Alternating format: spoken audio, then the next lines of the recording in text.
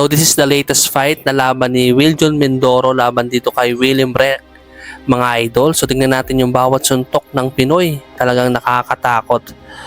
Ito po yung laban niya kay William Rec. Ayun oh, bagsak yung kalaban mga idol, hindi na nakatayo.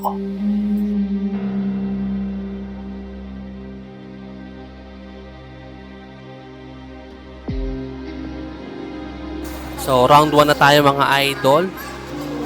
Tingnan natin, nagsisimula na ang round 1. Let's go. Naka-blue short ang ating pambato na si Wiljon Mindoro na mayroong kartada na 15 wins at sa 15 na pinanalo nito ay 15 din dito ay knockout.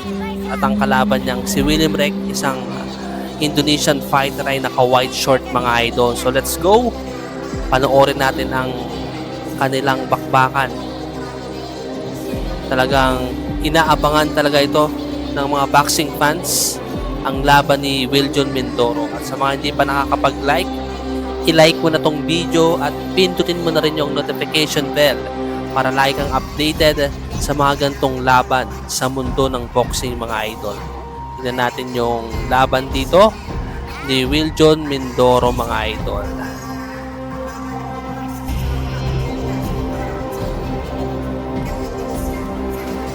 So, ang ginagawa rito ni Wiljon Mindoro, pa-jab-jab lang muna, pinag-aaralan muna yung galaw at estilo ng kalaban niyang si William Rec. Magandang 1-2 kombinasyon ang ginagawa rito ni Wiljon Mindoro.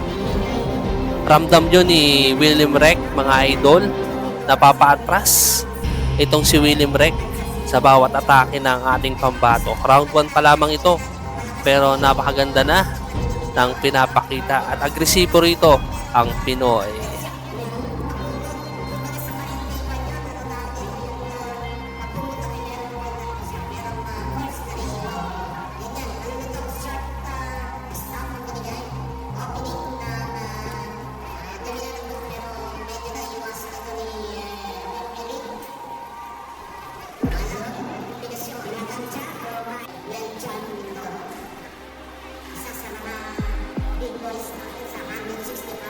At si Wiljon at ang kalaban niya rito mga idol si William Rec ay meron ng kartadang 22 wins at 34 dito ay talo at 6 dito ay knockout. Kaya talagang malaking pag-asang manalo rito ng ating kababayan na si Wiljon Mindoro. Kumbaga tune at fight lang to para kay Wiljon Mindoro mga idol, no, na merong 100% knockout rate. So paki-comment kung may pag-asa nga bang maging world champion itong si Wiljon Mindoro. 10 second step sa round 1 mga idol, no? Ayun, ang gandang kombinasyon ang ginawa rin ng Pinoy, pero tapos na ang round 1. Wala kang bumagsak so far dito sa round 1. So round 2 na tayo mga idol. Let's go. So naganap po ang laban dito sa Zamboanga City mga idol, no? Zamboanga sa Agan Coliseum mga idol. So kung anong ginagawa nyo today, paki-comment kung taga saan kayo para alam ko kung saan to nanggaling tong video na ito, saan nyo napanood mga idol, saang lugar. Kaya naman comment lang kayo dyan mga idol, no? So supportahan ko kayo, re-replyan ko kayo mga idol. At pasensya na ulit kung maingay po si John Boxing TV sa pag-voice over. Ganun po talaga. Pasensya na po. At sa mga nag-like, maraming salamat. At sa nagsusubscribe sa aking munting channel, maraming salamat po sa inyong lahat. Ingat po kayo dyan palagi. Ayan, sa laban na tayo mga idol. Napaka-relax po ng ginagawa rito ni Wiljon Mindoro mga idol. Relax na relax. Yun, 1-2 kombinasyon para sa Wiljon Mindoro. Ramdam yun ng Indonesian fighter na si William Rec.